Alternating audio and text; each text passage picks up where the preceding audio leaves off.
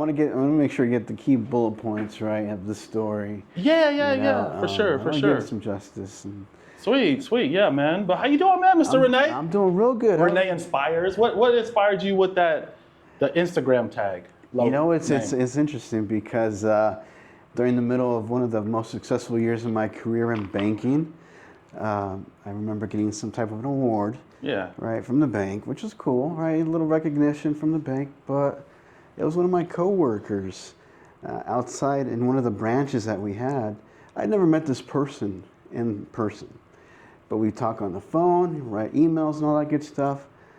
But she took the time out to send me a little plaque with the word inspirar in Spanish, inspires. And they had the definition of inspires. And so she gave me this gift because, through whether it's sending her Bible scriptures every morning, or whether it's just the way I talk to people, try to, carry God's, His character into every conversation that I have, being very intentional in the way I communicate and speak to people, right, and deal with them in business. And that's what she felt impressed to give me that plaque, and I still have it at home. How long ago was this? This was 4 years ago. So you've had this IG for that long? Oh yeah. But you weren't doing what you're doing I now. wasn't fully stepping into it. Now you're like you're all over this. You're all over. I love the motivational speaking. So what's the inspiration for doing these talks, these inspirational motivational quotes or talks online? Yeah. Whether it's a quote, whether it's an affirmation, whether it's a 1 to 2 minute reel. Yeah. My hope is that someone that's in need of a little inspiration, a little encouragement in their life, whether they're trying to step into what they feel is their calling, their purpose in their life, right? Yeah. Whether it's a student that is trying to figure things out, trying to, maneuver through his life, his or her life, and, inspire them to take that chance in a big goal, a big dream. I'd love to be that little voice that I needed growing up. So you target a lot of kids then? I do, but I do speak to, everyone in general. Right. Anyone that has a big goal, a big dream, they want to step into that, but they're not really sure, not really comfortable. Sure. Because I've experienced what it was like as an adult now, trying to step into this for the first time. All the limiting beliefs that I've had to overcome. Yeah. And, so man, you just got that passion, bro. Because it's like, what do you think that comes from? How are you? I mean, you kind of got into it, but as a kid, where do you think that drive inside to really want to inspire, help?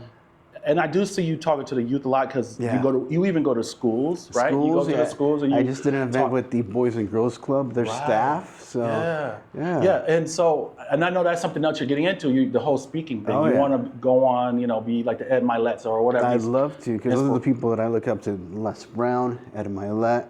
I got a mentor speaker, Kevin Bracey, out of Sacramento. Okay. Right, and I got a great, not even a friend, but a brother in speaking. His name is Coach Cordell. And so, all these characters just came into my life at the right moment to really light that fire and to keep it lit. Yeah. As I took every step to just get to this moment. Right. And this is why I wanted you to come on, man. Yeah. You have a great story. Yeah. I get inspired by you because public speaking is something that most people fear, right? It's very hard. Even myself, so I was like, man, you're out here. You're just you don't seem afraid. You just go out and talk to hundreds of people, and you're doing it for a good reason. And your foundation is based on God, faith-based. So I love that about it. And we actually met at at the CBMC, Christian Businessmen's Conference, a dinner, right? It was the annual dinner. And so we just got to talking, and we kind of stayed in touch ever since. And so you got so much inspiration, bro. Let's rewind. Yeah, because you hear this voice, you hear me speaking. Yeah. But that wasn't me growing up. Talk about it. Grew up first generation to immigrant parents, right? Who came into this country at a young age of 15 and 16 years old. By the time they were 19 and 20, their one and only son was born, right? And that was me. Okay. And of course, being in a household, again, that didn't speak any English, naturally when I started school, I didn't speak a word of English. Really? Right? You hear me now, right? But that wasn't me growing up. Wow. So you didn't speak any? You're just No English, right? And that's the story of a lot of people here in the Valley, right? Right, right. And I remember at those early stages of my development, being taught English for the first time. But kids are kids. They're going to be unforgiving of differences, of accents, of mistakes. Right. And it was at that time when I started getting a little confidence in using this English that I was learning, where kids would make fun of me. Right? But what did this do at that time as a kindergartner learning English and trying to use it? It made me lower the volume of my voice. Oh, wow. It made me lower the volume of my voice.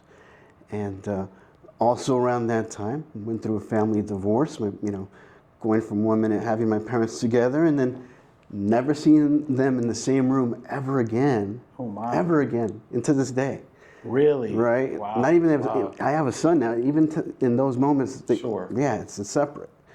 And so what did that teach me, or what did that lead me to believe about myself is, one, that good things weren't supposed to happen to me. That I couldn't compare to other kids that had their families intact, that were speaking perfect English. Right. And so again, it just started to develop this story within that would play on 24/7 up into my, high school years. This is who I was, the quiet, shy, reserved, just wanted to blend in with my friends. And when did you learn English? Like, when did you start picking it up? Those early years, you start developing it. I'd say pretty much when I was in 3rd and 4th grade, I was pretty fluent, right? Gotcha. Yeah, so you just pick it up along the way. But still kind of quiet, kind of low. Just Definitely, sort of totally quiet, reserved. Mm-hmm. Just trying to do my own thing. I'm not trying to ruffle any feathers, and definitely not wanting to be the center of attention or give a speech or be in front of the class, be the first person to answer. That was not me. Yeah. Right. Yeah. But here we go into high school again. Still that quiet, shy, reserved kid. But then that's when the interruption to this story happened. Okay. And it was through a great person. I'm sure you have a figure that you can recollect on, a person that changed your life with a few words. For me, it was my high school teacher. He was a math teacher, Mr. Avery. Mr. Avery. Mr. Shout out, Avery, Mr. right? Avery. Shout out, yes. And actually, I'm in the process of looking for him because I want to let him know that by these words that I'm about to share that he gave me 25 years ago are having a ripple effect on people that he'll never get to meet. Wow. But here we go. It was it was just any day, like any other school day in high school. Maybe I was a sophomore, junior-ish. I was already driving at that time. But anyways, I remember the bell rang, the end of lunch, go to your next class. Okay, walk into my next class. I see a building to the left of me, 2 stories or so, walking down the steps. Mr. Avery. Now, Mr. Avery was, I would say this, I would describe him as someone, if you look at him, I'm like, that guy played ball at one point. He was very tall, slender. He had a very dry sense of humor, and that speaks to me because I have a very dry sense of humor. You couldn't tell when he was joking or not. It was that type of humor, and I loved it. And I respected him because of that, right? And so anyways, we're about to cross paths, and I'm like, at that time, I didn't like small talk. Sure. Of course, you didn't want to get seen me talking to your teacher or whatnot. So I'm like, let me just keep moving forward. No, don't make any eye contact, Renee. Let's hope that he doesn't stop you. Well, sure enough, we crossed paths. Hey, Renee, how you doing? Oh, I'm doing good, Mr. Avery. Kept on going. Took 2 steps. Oh, now he's in back of me, right? And he goes, Renee, you got a sec? Yeah, Mr. Avery, what's up? He goes, Renee, I want to tell you something, and I'm not sure how you're going to take this, but I want you to hear me out. He goes, Renee, I see something in you. He says, Renee, you're a leader. You're a natural leader. And I'm like, wait, what? What's that? I didn't even know what a leader meant at that time. But he planted that seed and he broke that story that I've been holding on to all those years of my upbringing, that, again, my voice did not matter, that good things weren't supposed to happen to me, all that. He broke it in that instant. Now, I'm not going to say that at that very moment he changed my life, because that conversation didn't at that time. Though. But yes, but now, 25 years later, as I'm looking back and these memories start coming up, I'm like, wait a minute. Yeah. He was onto something then. Right. And that's very important you said that, because most all of us, we know deep down inside who we are, what we can do, what our potential is. Right. We're not confident. We don't believe we can do it. And we need that person in our life to let us know, to see that and let us know that what they see in us, to give us that extra confidence so we can become who we are, who we're here to be, who we're sent here to be, right? Right. And unfortunately, it gets washed out. Like your parents, they Right. don't. I feel like they're not always there to help you out and let you know and see it. But yeah, go ahead. I feel like it has to come from an outside source, right? Yeah, it does. In order for it to really hit. Right. And stay with you. Because it's like we know, but the world and everything outside of us, our friends, family, they're telling us what we're not. And we might start or do something, and they're gonna, they'll make fun of it, or they'll say, "Oh, you can't do this, do that," and put that doubt in our mind, when we know deep down, like, no, this is what I think I'm sitting here to do. Right. So we do need that person to let us know. And that's what this whole journey's been about for me, is about breaking through. Whenever someone said, "Renee, are you sure you want to move into speaking? You're an accountant, you're in banking, that's your identity, that's who you've been. That's what you went to school for." So you went into accounting and banking. Yes. What, like, how long ago? So eventually, I became one of the first in my family to graduate from college. Nice. Right? But I do have an older cousin who, because of a little conversation, "Hey, Renee, what are you going to do after high school?" I had no idea. Mm-hmm. He says, "Renee," well, he's an accountant, he's a CPA, and he goes, "Do you like math? You should check out these classes, accounting." Okay, let me just go that way. And that put me on that course. Wow. Right? That was a 5-minute conversation, led me towards accounting, getting my degree at Fresno State, and here we go, right? Jump into banking as an accountant. And how did you get your first job? Because the average person that goes to college, for one, they don't have no idea what they want to do, right? Right. But it's amazing that you early on chose a path and just stuck with it. That's very rare. Like, a lot of people don't, they think they want something else, they're not 100%, but you stuck with it. And then how did you get to the Well, you say stuck with it, right? I stuck with it, and I've been sticking to it, but maybe in a way, in the current season that I'm in, maybe that identity, it's time for it to break apart. And I feel like God He's creating something. I don't know where it's going right now, but I'm feeling a break here. Currently going. Okay. But we'll get into that. We're going to get into that for sure. Led me into banking, networking. I have a great friend who we were going to college together at Fresno State. He graduated a year before me. Okay. And actually, when he was about to graduate, he was already interning at this bank. So now it comes to my, job search and all that. "Oh, Renee, hey, you know what? There's opportunity here. Maybe you can try this out." It was an internship. It was a part-time internship. So I wasn't given a full-time ride at that moment. But maybe it was 3 months after that, somebody left, that opened up that opportunity, and here we go. Full-time job in banking as an accountant, right? And that went on for just about 10 years. Wow. 10 years. 10 years in the business. Right. Did you love it? Did you hate it? Was it tough? It gave me an opportunity to become a professional. Gotcha. It gave me an opportunity to grow, definitely become a communicator, right? Not being afraid to talk to the higher ups in the office, right? Yeah. It was coincidentally, I was placed where I was sitting, the very first cubicle that people would walk by as they were entering the building. Wow. So that really got me out of my comfort zone. I said, you know what? I want to make sure I greet everybody, help them out if they're lost or whatnot. I want to be that person, and that's going to make me get outside of my comfort zone, because I was still a quiet, reserved guy at that point. Right. But that really started to open things up for me, right? And that was, just putting myself out there little by little. You start growing, of course.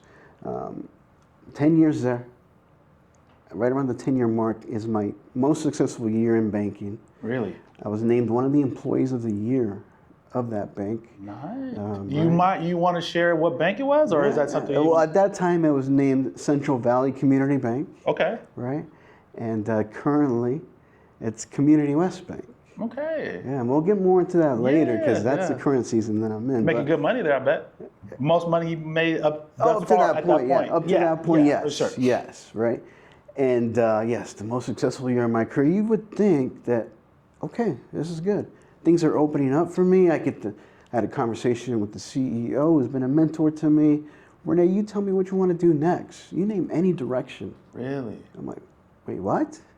Any direction? Yeah. He says, Renee, I see the potential in you. You could be a CEO one day. Really? I'm like, wait, what? Is this going on right here?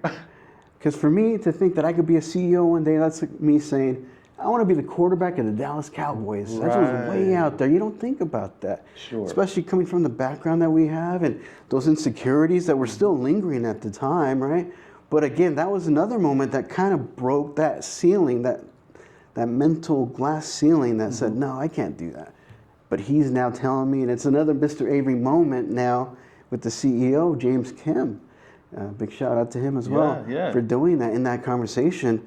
My belief was down here, but his belief in me and all the other executives that were pulling me aside along the way, saying, Renee, we see it in you. You can take over our office one of these days. Just keep working at it. And, what were you doing for them, in your opinion, to see that? Were you leading some of the meetings? Did you have a team that you were leading? I was just doing the job that I was given, right? To the best of my ability. Of course, letting God's spirit, God's character, God's way of communicating as well, right? His heart for people. Yeah. Put it all on display. Were you? And let's stop there real quick. Yeah. Because I know who you are and what you're about and the faith. Where did that start? Like, did you grow up going to church? Where did the faith journey in you and this? It didn't start till I was really in high school. No, graduating high school, going into college. What sparked, like, what I was led always you down curious and I always knew about God, but there came a moment where I said, okay, I got used to maybe going to church on the holidays, right? And you grew up that way. But then it was going into college, I had met a friend, and she was of another denomination, right? And I would see that faith as it was practiced, but then I said to myself, I'm really curious about God, and I really want to get to know, through that experience and getting to know her and her family, that's where I started getting to know more about faith, and I started to feel my faith growing. And it wasn't until those later years in post high school, early college years that I found faith for the first time. Oh, good. Yeah. So there wasn't one thing that just really, because a lot of times for me it was a season of I would say a season of uncertainty, a season of things not working out the way you thought they would. You had these grandiose plans of ours that we tried to make, but then a relationship ends. You get a nice little letter from Fresno State saying, hey, you're not taking care of your grades. Guess what? You're going on a timeout. Oh, wow. So that gave me an uncertain moment. So, And a lot of times that's what it takes. And I was in real estate at that time, making pretty good money. You were in real estate? That made me, it made me shift my focus away from keeping up with my schooling, my grades. On the lending side or real estate? Realtor both. Side? Really? I was doing both. I didn't know that. Yeah. See, this is new. Yeah. But I just want to say, a lot of times, people's walk to Christ or faith is sparked by either a tragedy or some tragic times, some bad times, some dark times, right? When your back is against the wall. Yes. Unfortunately, as humans, this is how we're created. It's that's when we really seek God.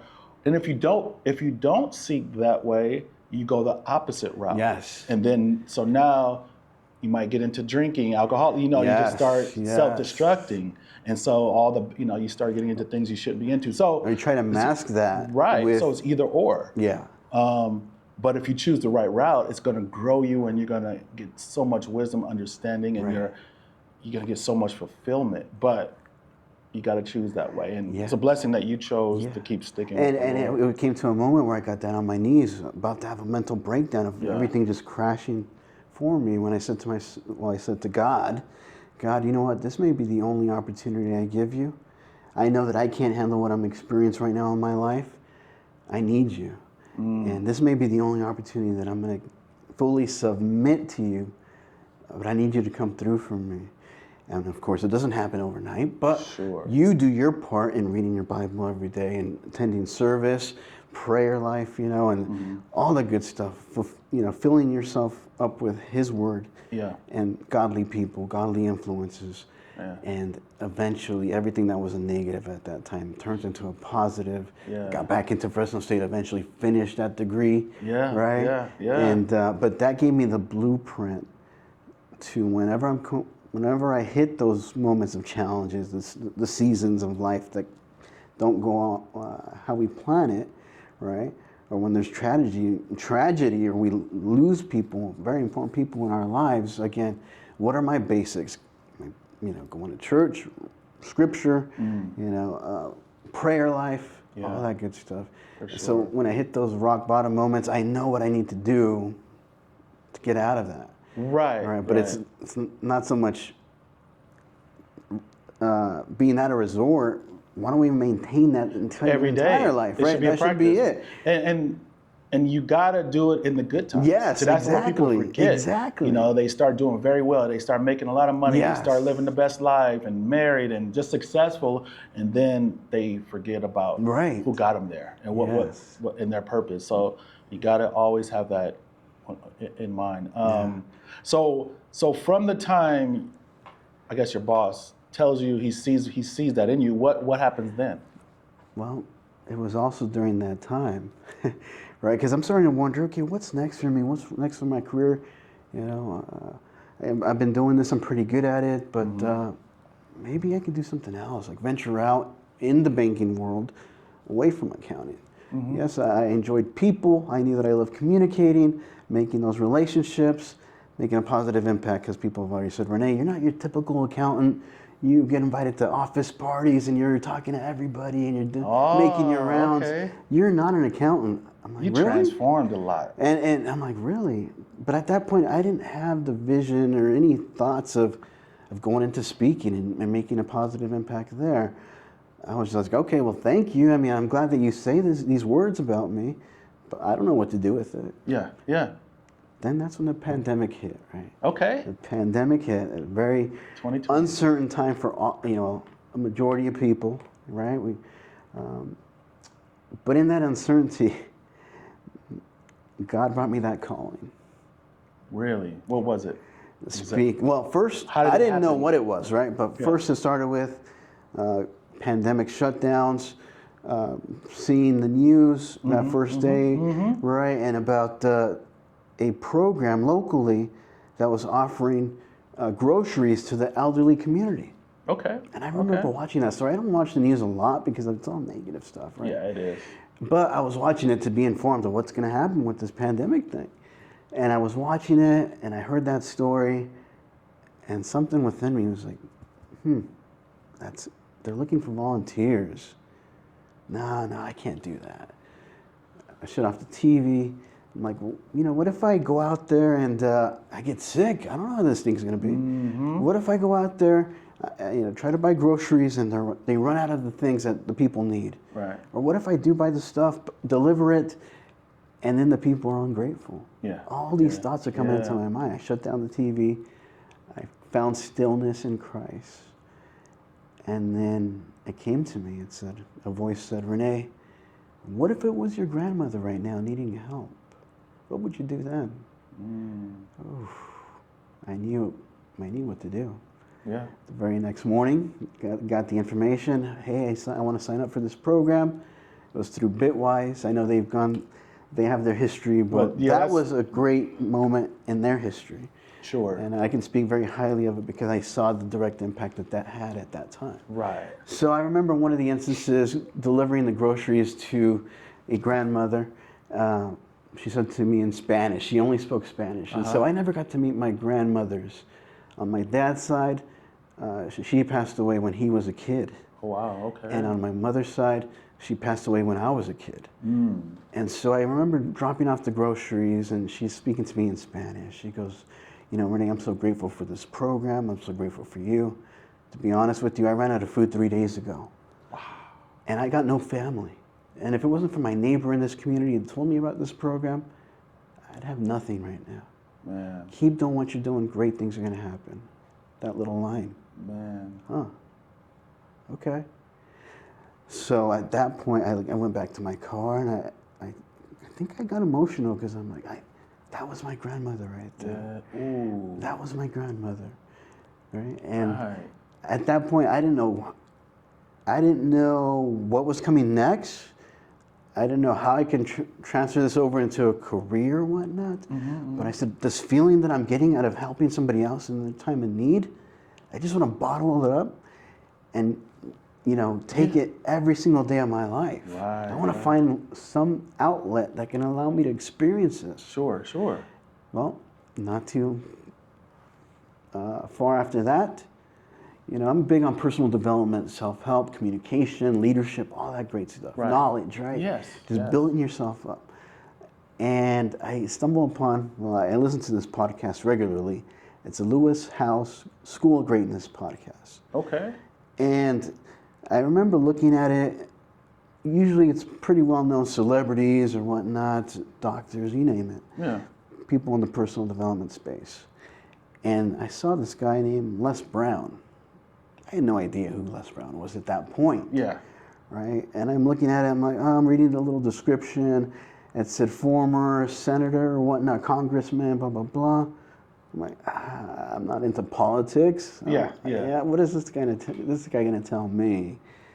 I think I put the phone down and I let it be for a few minutes. I'm like, let me just listen to it. Sure enough, start hearing the interview with Les Brown, and then I'm hearing him do his thing, the way he speaks. I'm like, wait, what the heck is going on? My heart starts racing. It's racing, and I'm like, wait. And I'm hearing him speak and share his personal story, right? And I kid you not, I'm at my desk. I'm getting emotional. I'm like, what is going on here? Wow. I never heard anybody speak in that way.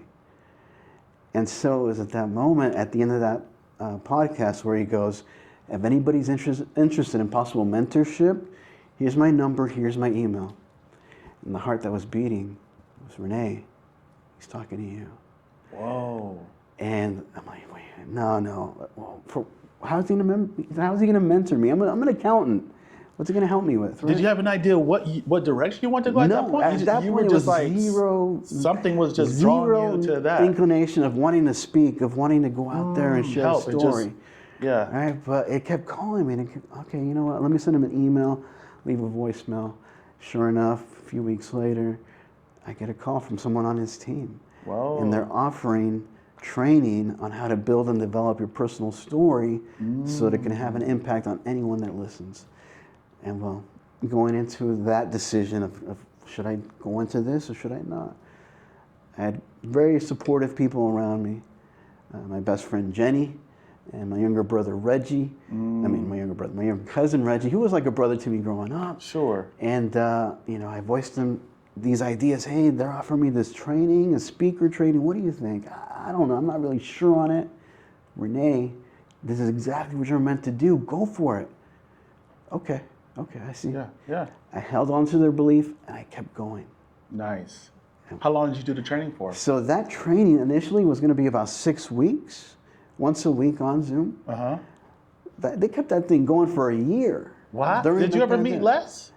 Well, we'll get to that in a minute. Okay. Right? I'm jumping ahead on that. So I'm doing this training every Thursday night. Mm-hmm. I had finished my job. I'd go into my boss's office because it was pandemic time. Mm-hmm. He was working from home.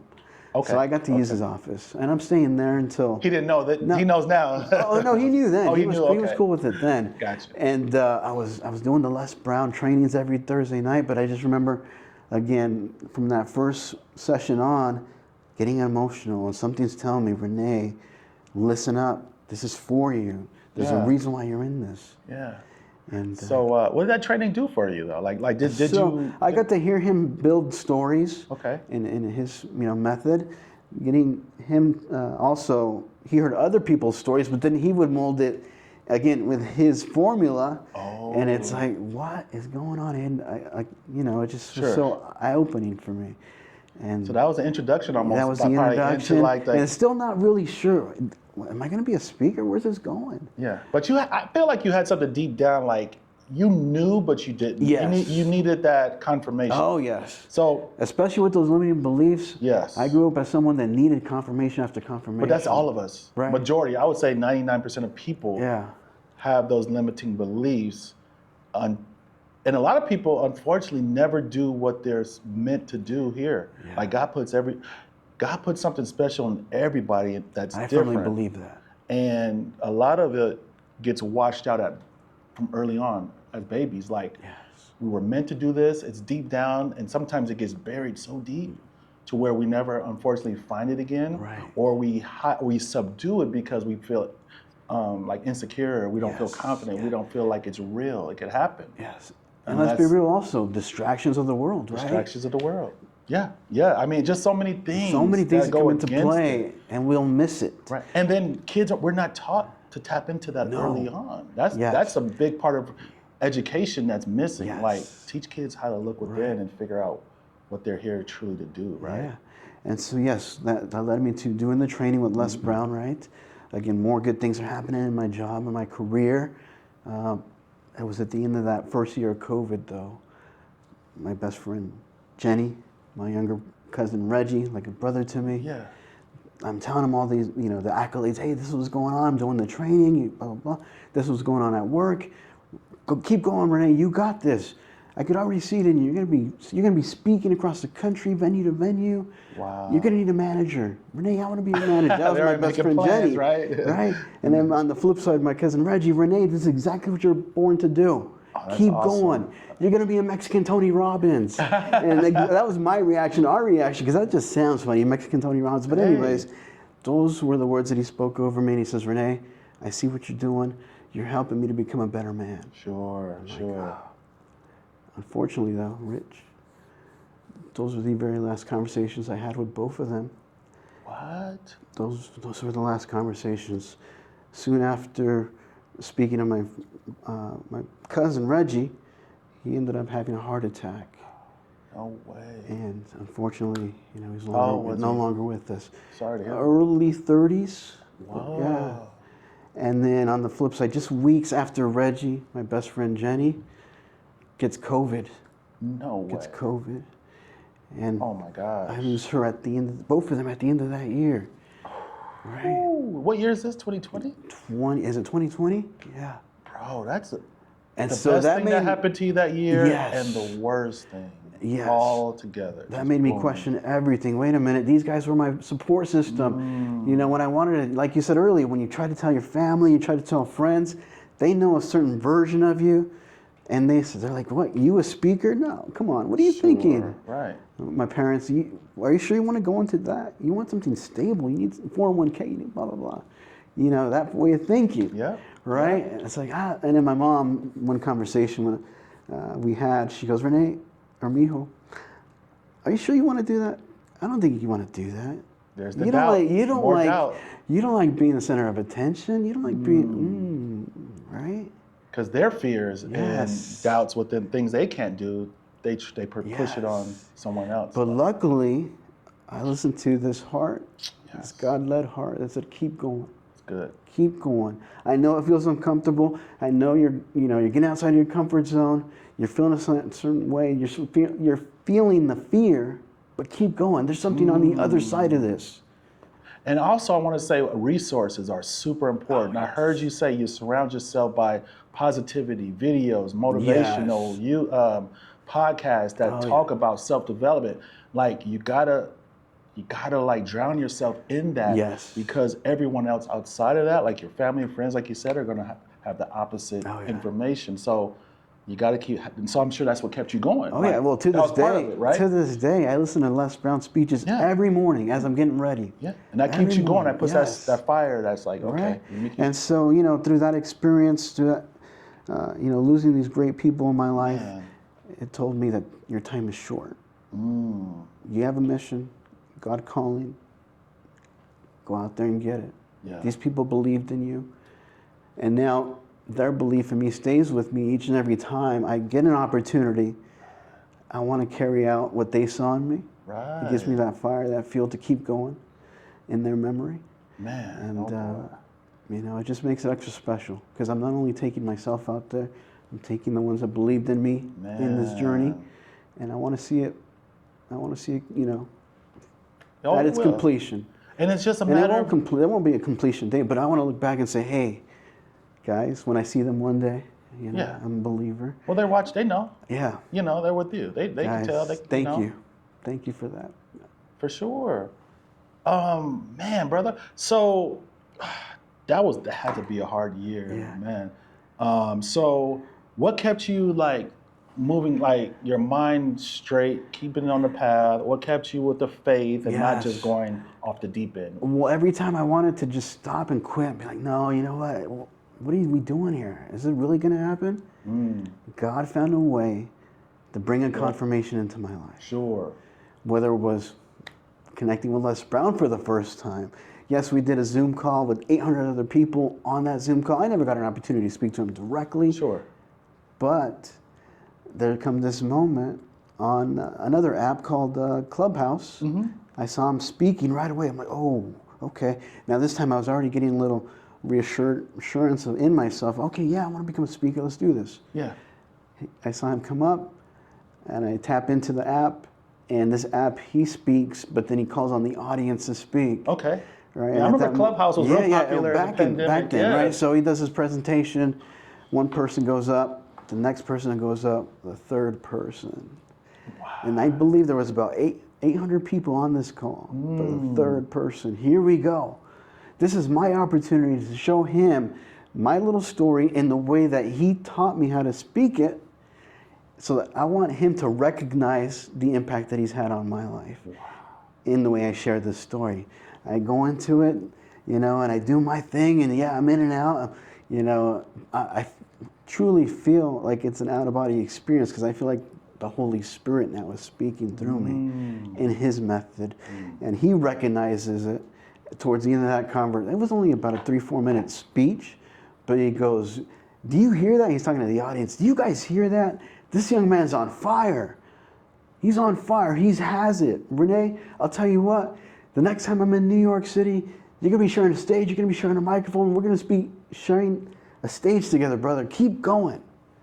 Wow. Wow. And I just stepped out. I'm like, that conversation ended, and I, get off the app. I'm like, wait, did that just happen?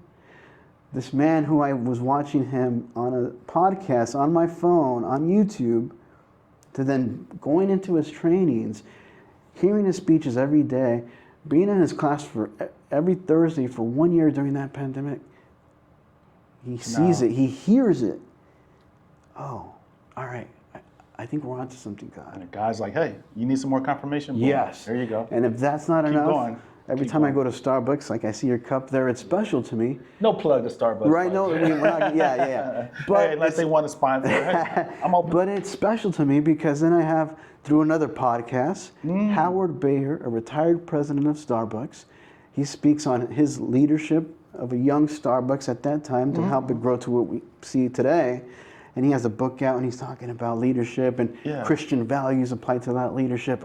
He's talking to me. Again, at the end of his interview, if anybody's interested in possible mentorship, here's my number, here's my email. What? Okay, that same heart that was beating, hey, sure. He's talking to you. Okay. Well, maybe 2 to 3 weeks later, I'm at a family function outside, having a little barbecue, and I get a phone call from Seattle. Wow. Wait a minute. That's him.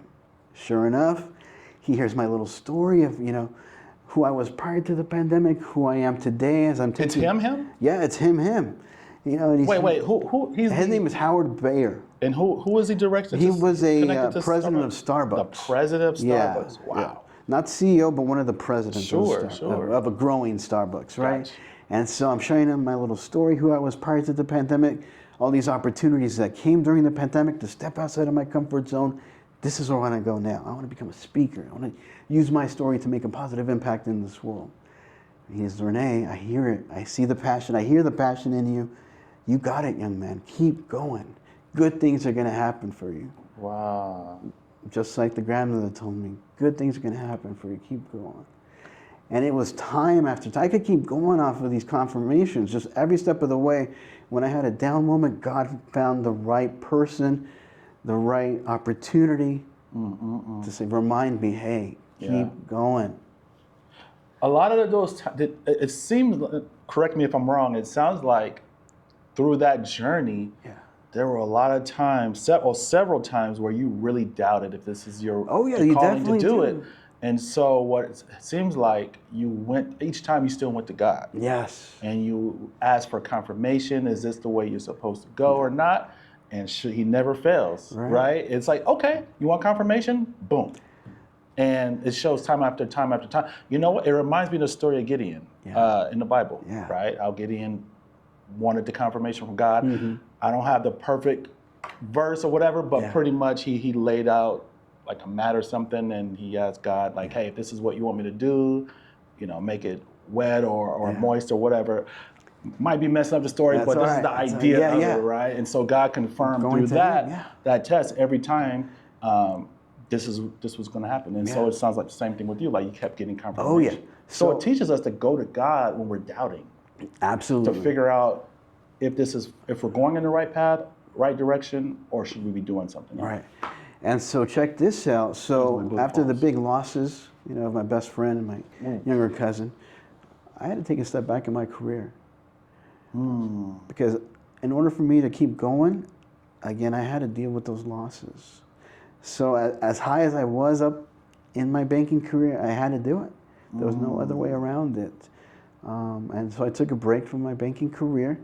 I actually took another job. Eventually, I took another job, probably one of the worst jobs I've ever had. And we won't say the company name, but okay. Well, what did they have you leadership doing? Was not great. Gotcha. You know? Wait, so you also left there because of what you were going through? Yeah, I just needed an extended break from my career to handle that. Just handle those losses. Something less low pressure, less pressure. Well, I took a break. I actually took a break from working at that time. Oh, you just took time off. Yeah, I took time off. I said, let me deal with these losses. And, and you didn't want to go back to the same Well, career? At that point, there wasn't an opportunity to come back, right? I got you. And so, still kept that relationship with the CEO, still mentoring me along the way. Yeah. But then I took an opportunity elsewhere. Okay. And it didn't pan out the way I thought it would. I remember it got to the point where I resigned on a Friday. Mm-hmm. And not knowing what was going to happen next, right? That's the ultimate, you know, God, I'm leaning on you because I don't know what's going to happen now. I kid you not. That weekend, I get a message on Instagram. Kevin Bracey, he's a youth motivational speaker, youth motivational entertainer out of Sacramento. Hey, Renee, I'm going to be in your area this upcoming week. I'm going to be in Lemoore. If you have the chance, why don't you come check it out? How did he know about you? Like, how did you? Coincidentally, before I left the bank, I can't remember how many months before, it was through my son's mom. Mm-hmm. They were having an event for their staff at school. They brought in Kevin Bracey to speak to the staff. Okay. And at that time, I knew that, okay, I'm having inclinations of going into speaking. Can you see if you can connect us? Okay. And at that moment, we had a brief little, connection. Oh, yeah, this is what I want to do. Okay, boom. And it didn't lead to a lot. He offered me some training, but I didn't have the money to invest at that moment. Right. So this is now maybe 6 months later, 8 months later, after the day I quit that job. That weekend. Renee, I'm going to be in your area. He still remembered me. I don't even know how he remembered me. Right? God, this is bigger than us, brother. It's already planned. Renee, I'm going to be in your area. Come check it out. I'll be speaking in Lemoore. Mm-hmm. I had all the free time in the world. Let's go. We're going to Lemoore. So sure enough,